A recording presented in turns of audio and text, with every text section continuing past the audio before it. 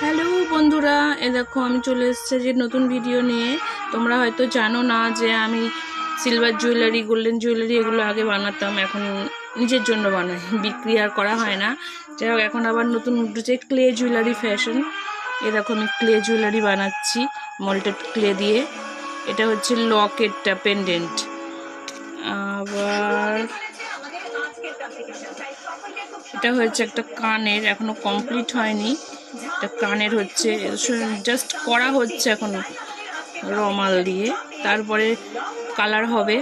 এই যে আমি এইভাবে বানাচ্ছি,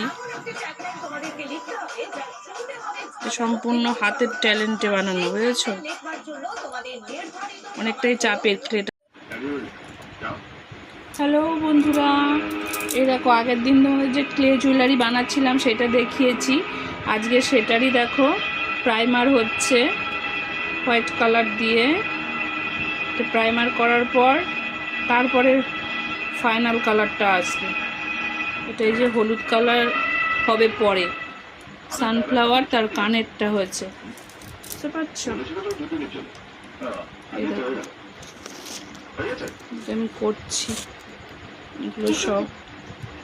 এটাও প্রাইমার হবে, করছি প্রাইমারটা করার পর তারপরে এটা শুকাবে, তারপরে মেন ফাইনাল কালারটা আসবে। এই কাজগুলো করতে করতে এই যে এবার আমার মায়ের চশমা চলে এসছে। দেখো চশমাটা পরে কেমন হচ্ছে, চশমাটা পরো, দেখো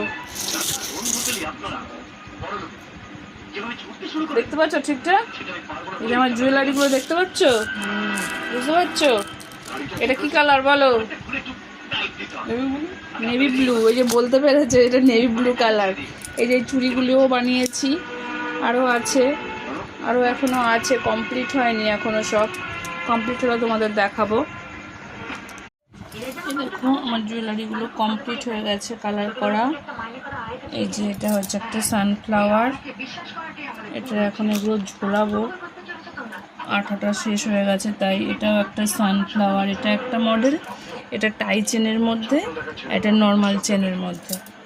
এটা হচ্ছে শিউলি ফুল, চকারে আছে।